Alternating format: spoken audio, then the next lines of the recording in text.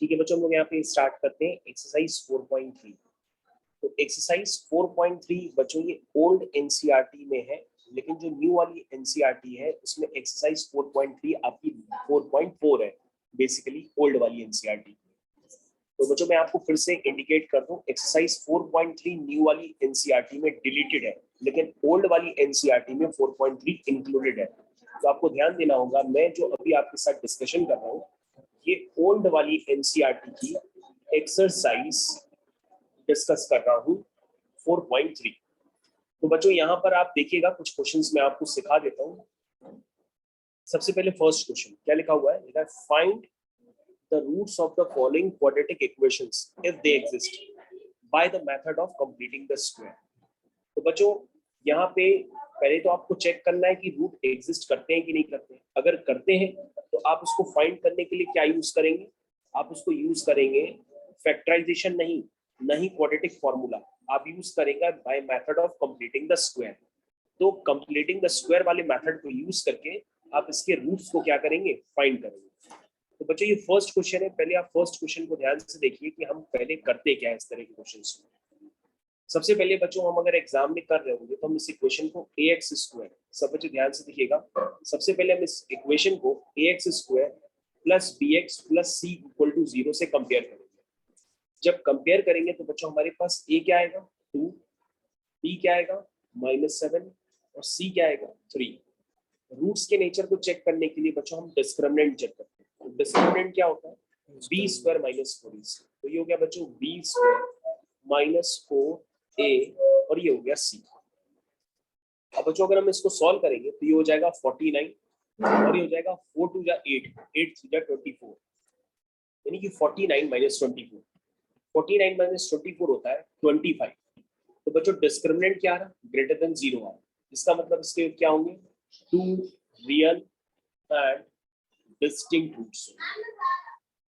अब बच्चों real and distinct roots को फाइंड करने के कई सारे मेथड हैं, लेकिन यहाँ पे जो मेथड लिखा गया है bye method of completing the square. लेकिन बच्चों स्पेसिफिकली हम इस क्वेश्चन में आपको तीनों तरह के मेथड दिखाएंगे और फिर ये जो मेथड कह रहा है उससे भी हम आपको सॉल्व करके दिखाएंगे। तो बच्चों मेथड 1 ये कहता है कि सबसे पहले आप चेक कर लो कि रियल एंड डिस्टिंक्ट रूट तो है, तो क्या वो फैक्टराइजेशन से फाइंड कर सकते हैं, बिल्कुल कर सकते हैं बच्चों, क्योंकि 2 और 3 का मल्टीप्लाई होता है 6 और 6 के फैक्टर करेंगे 6 1 जा 6 और -6 -1 हो जाएगा -7। ये हो जाएगा -6x -x plus 3 is equal to 0। समझ में आया बच्चों, उसको फैक्टराइज कर दिया। अब हम इसमें कॉमन लेंगे, क्या कॉमन लेंगे बच्चों, 2x, तो अंदर आ जाएगा x -3, तो इसमें -1 कॉमन लेंगे तो अंदर आ जाएगा x -3 इज इक्वल टू 0। तो उसके फैक्टर बन जाएंगे 2x - 1 x -3 is equal to 0।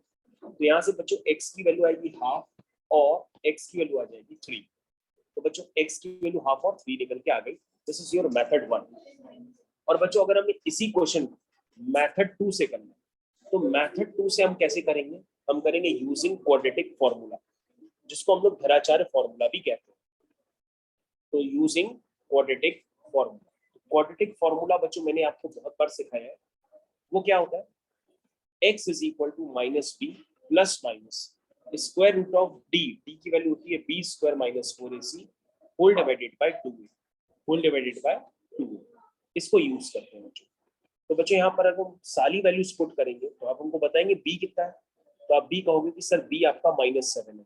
ठीक है, क्वेश्चन में ऊपर चेक कर लीजिए b की वैल्यू प्लस माइनस b स्क्वायर माइनस 4ac आप इवैल्यूएट करके बैठे हो, वो 25, क्या है वो 25। a की वैल्यू बच्चों कितनी है 2, सारी वैल्यूज हमने पुट कर दी। अब बच्चों अगर हम इसको सॉल्व करेंगे तो सॉल्व करने का जरा मेथड देखिएगा, माइनस माइनस प्लस 7 हो जाएगा, √25 5 हो जाएगा और 2 2 जा 4 हो जाएगा। समझ में आ गया। अब बच्चों हम क्या करेंगे, इसको सॉल्व करने के लिए एक बार x की वैल्यू निकालने के लिए हम पॉजिटिव साइन लेंगे और एक बार नेगेटिव साइन लेंगे। तो बच्चों एक बार पॉजिटिव लेंगे और एक बार नेगेटिव लेंगे। तो जब पॉजिटिव लेंगे तो x की वैल्यू आएगी 7 + 5/4 और नेगेटिव लेंगे तो x की वैल्यू आ जाएगी 7 - 5/4। तो 7 5 12, 12/4 कितना हुआ 3। तो 7 में से 5 गए 2, 2/4 हो गया 1/3। तो बच्चों चेक करिए आपके क्वाड्रेटिक फॉर्मूला यूज करने पे जो जीरोस की वैल्यू आई है वो 3 और हाफ आई, और बच्चों यही वैल्यू आपने फैक्टराइजेशन करके भी निकाली थी। ठीक है, समझ में आ गया। अब बच्चों हम लोग यूज करेंगे bye method of completing the square. तो बच्चों अब हम लोग क्या यूज करने वाले हैं, मेथड 3। तो मेथड 3 में क्या होगा, bye method of completing the square, जो कि ये कह रहा था इस क्वेश्चन में करने के लिए, bye method of completing the square. तो बच्चों ये सबसे टफ मेथड माना जाता है। अगर आपका सिलेबस डिलीट नहीं हुआ होता तो ये भी आपके सिलेबस में होता। चलिए देखिए, तो बच्चों सबसे पहले आपको क्या करना होता है, आपको इक्वेशन लिखनी होती है। ये इक्वेशन मैंने आपको लिख के दे दी, ठीक है। इक्वेशन लिखने के बाद आप क्या करेंगे, इस पूरी इक्वेशन में एक्स स्क्वायर का कोफिशिएंट पहले 1 बनाएंगे। तो एक्स स्क्वायर का कोफिशिएंट 1 बनाने के लिए हम पूरी इक्वेशन को 2 से डिवाइड कर देंगे। जैसे हम पूरी इक्वेशन को 2 से डिवाइड करेंगे, आपकी इक्वेशन कुछ इस तरह से नजर आने लगेगी, ठीक है। चेक करिए। उसके बाद बच्चों को परफेक्ट स्क्वायर बनाते हैं। ध्यान से देखिएगा बच्चों, ये ए स्क्वायर की जगह लिखा हुआ है और 2ab का टर्म जो है माइनस के साथ है। ध्यान से देखिए कि जो 2ab का टर्म है वो माइनस के साथ है। तो बच्चों आपको पता होगा 2ab का टर्म कभी भी माइनस के साथ होता है। 2ab का टर्म, बीच चुप रहो बेटा, 2ab का टर्म अगर माइनस के साथ होता है तो ये होता है a माइनस बी का होल स्क्वायर, जिस a square plus b square minus 2। ठीक है। तो मैं यहाँ बच्चों क्या है, आपको परफेक्ट स्क्वायर बनाना है। एक्स स्क्वायर तो पहले ही लिखा हुआ है, बी स्क्वायर आपको पता नहीं है। बच्चों बी स्क्वायर मैंने निकालने की ट्रिक बताई थी। जो 2ab वाला टर्म होता है उसमें हम क्या करते हैं, 7/2 को 2 से डिवाइड कर देंगे तो क्या बन जाएगा 7/4। तो ये आपका हो गया a square plus b square minus 2ab। 2ab की जगह बच्चों 7/2x पहले ही लिखा हुआ है, ठीक है। अगर आप 2ab करेंगे तो 7/2x आ जाएगा, फिर प्लस का 3/2, और आपने परफेक्ट स्क्वायर बनाने के लिए जो आपने ऐड किया था उसको आपने सब्ट्रैक्ट भी कर दिया। तो बच्चों आप सारे टर्म देख सकते हैं, ये वाला टर्म ये लिखा हुआ है, ये वाला टर्म ये लिखा हुआ है, ये वाला टर्म ये लिखा हुआ है, ये वाला टर्म आपने अलग से ऐड और सब्ट्रैक्ट किया। क्यों किया, ताकि आप परफेक्ट स्क्वायर बना पाए। तो आप इसको परफेक्ट स्क्वायर बनाइए। कैसे बनेगा, आप कहोगे सर ये यहाँ से यहाँ तक लिखा है a square plus b square minus 2a, यानी क्या बन गया a माइनस बी का होल स्क्वायर। समझ में आया। अब ये क्या लिखा है बच्चों, 3/2 माइनस 7/4 का स्क्वायर। इसको सॉल्व कर लेते हैं। तो 3/2 माइनस 49/16 लिखा हुआ है। इसको बच्चों हम सिंप्लीफाई कर लेते हैं, आंसर बच्चों वही निकल के आएगा। बस ये मेथड अलग होता है, इस मेथड का नाम होता है bye method of completing the square. तो बच्चों जब आप इसका एलसीएम वगैरह लेंगे तो आप इसको कॉर्नर में ला करके ले लीजिए, तो आपका वर्किंग थोड़ी सी साफ सुथरी रहेगी। ये हो गया 49 माइनस 2 3 जा 6, 2 8 जा 16, ठीक है। 2 8 जा 16, 8 3 जा 24, ठीक है। तो ये कितना हो गया 25/16। तो बच्चों हमने रफ कैलकुलेशन कर लिया, ये वैल्यू आई है 25/16, ठीक है। इसको हम यहाँ पे लिख लेते हैं x माइनस 7/4 का whole square is equal to 25/16, ठीक है बच्चों। तो अब हम क्या लेंगे बच्चों, दोनों तरफ स्क्वायर रूट लेंगे। जब हम स्क्वायर रूट लेंगे तो ये क्या बन जाएगा, स्क्वायर रूट ऑफ 25/16, तो जो हो जाएगा प्लस माइनस 5/4, ठीक है। अब बच्चों हम एक बार प्लस साइन लेंगे, जब एक बार प्लस साइन लेंगे तो ये वैल्यू 5/4 के इक्वल हो जाएगी, और एक बार माइनस साइन लेंगे तो ये वैल्यू माइनस 5/4 के इक्वल हो जाएगी। इसको बच्चों हम सिंप्लीफाई कर लेते हैं, तो ये हो जाएगा 7/4 प्लस 5/4 मतलब 12/4। 12/4 का मतलब क्या हुआ बच्चों 3, और यहाँ से आया x is equal to minus 5/4 plus 7/4। That means x की वैल्यू हो गई 7 minus 5, that is 2/4 which is half. तो देखो बच्चों by method of completing the square को यूज करके भी सेम आंसर आया, लेकिन यहाँ पे आपको परफेक्ट स्क्वायर बनाना पड़ता है।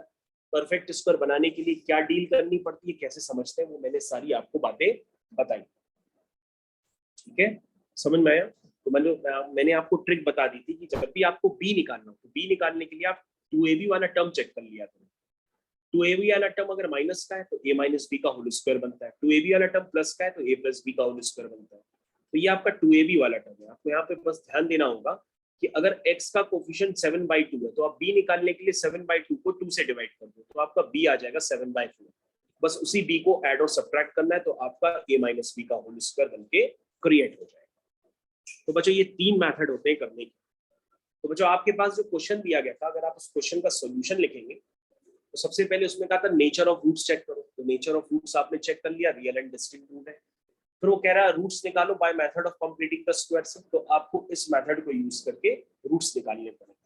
हालांकि रूट्स आप क्वाड्रेटिक फॉर्मूला से भी निकाल सकते हैं और फैक्टराइजेशन से भी निकाल सकते हैं। आई होप बच्चों आप लोग को ये क्लियर हो गया होगा कि 3 तरह के मेथड आपने ऑन वन शॉट देखे, तो आपको बहुत अच्छे से क्लियर हो गया होगा कि 3 तरह के मेथड को यूज करके हम रूट्स निकाल सकते हैं, नंबर ऑफ जीरोस निकाल सकते हैं। लेकिन सबसे आसान मेथड आपके लिए क्या है? मेथड 1 और मेथड 2। तो ठीक है बच्चों, तो ये आपका फर्स्ट क्वेश्चन मैंने कंप्लीट कर दिया। बाकी सारे पार्ट बच्चों इस क्वेश्चन के इसी तरह से होते हैं, यही फंडा होता है इसको करने का। उसके बाद बच्चों लोग क्वेश्चन नंबर 2 पे चलते हैं। क्वेश्चन नंबर 2 पे क्या लिखा था? Find the roots of the quadratic equation in question 1 by applying the quadratic formula. देखा बच्चों, आ गया ना? कह रहा है कि आप क्वेश्चन नंबर 1 के सारे क्वेश्चंस को किससे करो? क्वाड्रेटिक फॉर्मूला से करो। तो आपने क्वाड्रेटिक फॉर्मूला ऑलरेडी देखा किस तरह से लगाते हैं, तो इस क्वाड्रेटिक फॉर्मूले को लगा करके आपको इन क्वेश्चंस के सॉल्यूशंस निकालने होंगे। ठीक है बच्चों, तो जो काम आप खुद से भी कर सकते हैं। तो क्वेश्चन नंबर 1 और क्वेश्चन नंबर 2 एक ही जैसे क्वेश्चन है, एक पार्ट मैंने करा दिया, बाकी आपको करने होंगे। क्वेश्चन नंबर 3 अब हम लोग स्टार्ट करते हैं। तो क्वेश्चन नंबर 3 का फर्स्ट पार्ट क्या निकालना है? इस इक्वेशन को सॉल्व करना है और नंबर ऑफ रूट्स या जीरोस उनको निकालना है। तो निकाल लीजिए, ये भी आपके लिए बहुत जल्दी जल्दी हो जाएगा। देखिए क्वेश्चन नंबर 3,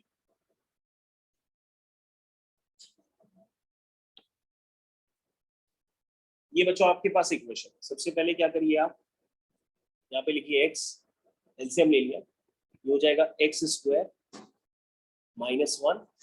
ठीक है, एलसीएम सब बच्चे समझ रहे हैं कि नहीं समझ रहे? एलसीएम नहीं समझ रहे तो आप भले क्वेश्चन अलग से लिख लीजिए। This is x - 1 by x is equal to 3। तो नीचे क्या है बच्चों? 1, नीचे x आ गया, ऊपर x square -1 is equal to 3। Cross multiply करेंगे तो क्या आ जाएगा? x square -1 is equal to 3x।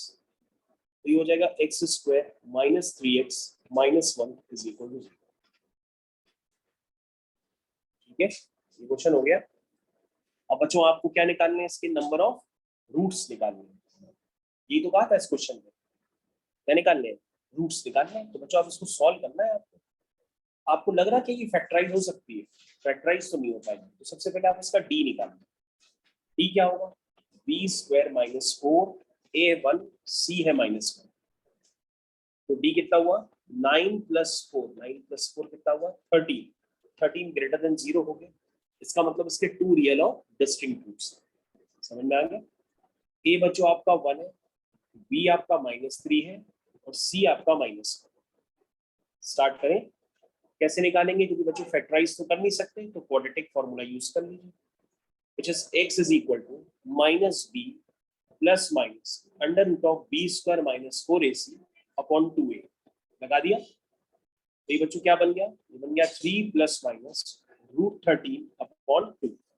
तो बच्चों आंसर आपके निकल के आ गए। एक आंसर आया है आपका प्लस साइन के साथ और दूसरा आंसर आया है आपका माइनस साइन के साथ। ठीक है, ओके। तो ठीक है बच्चों, यहाँ पे आप आंसर निकाल लीजिए, तो आंसर आपके निकल के आ जाएंगे। तो एक आंसर है आपका 3 + √13/2 और दूसरा आंसर है 3 - √13/2। तो बच्चों आपका ये क्वेश्चन कंप्लीट हो गया। सेकंड पार्ट देखिए, ये आपका सेकंड पार्ट हो गया।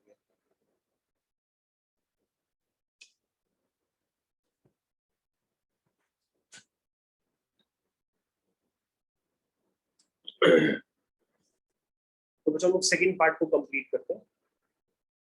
सबसे पहले हम क्या करेंगे? x + 4 x - 7, ये मैंने एलसीएम लिया। ऊपर आया x - 7, ठीक है। नीचे क्या क्या है? x + 4 is equal to 11/। ठीक है, इसको बच्चों सिंप्लीफाई कर लीजिए। ये हो गया x - 7 - x - 4 whole divided by x + 4 x - 7 is equal to 11/30। तो x से x कैंसिल हो गया, ये हो गया -11 upon x + 4 x - 7 is equal to 11/30। ठीक है, तो ये हो गया बच्चों 11 से 11 तो कैंसिल हो जाएगा ऊपर ही ऊपर, तो ये क्या आ जाएगा x plus 4 x minus 7 is equal to -30। ठीक है, इसको बच्चों सिंप्लीफाई कर लीजिए आप, तो आपका आंसर आ जाएगा। This is x square minus 7x plus 4x minus 28 is equal to -30। तो ये हो गया x square minus 3x minus 28 plus 30 is equal to 0। तो ये हो गया x square minus 3x plus 2 is equal to 0। तो बच्चों इसके तो फैक्टर हो सकते हैं, 2 1 जा 2, ठीक है, यानी कि -2 -1। तो बच्चों एक फैक्टर है -2 और एक है -1, इसके आगे x लगा दीजिए, डायरेक्ट फैक्टर हो गया इक्वल टू 0। तो यहाँ से x की वैल्यू कितनी आ गई 1 और 2 हो गया बच्चों क्वेश्चन। सेकेंड क्वेश्चन बच्चों कंप्लीट हो गया। समझ में आया बच्चों किस तरह से करते हैं? क्वेश्चन नंबर 4 को चेक कर लीजिए। ये बच्चों आपको question number 4।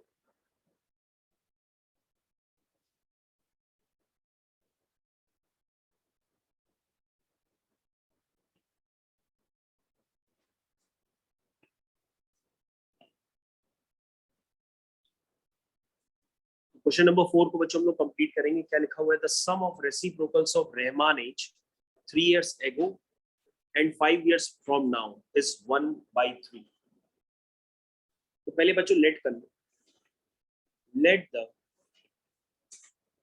Present age of Rahman कितनी हो गई x years। ठीक है, अब किसका सम करना है? पढ़िए, the sum of reciprocals of Rahman age. Rahman की एज बताओ 3 साल पहले कितनी होगी? x minus 3, वो होगी x माइनस 3। और रहमान की एज आज से 5 साल बाद क्या होगी? x plus 5,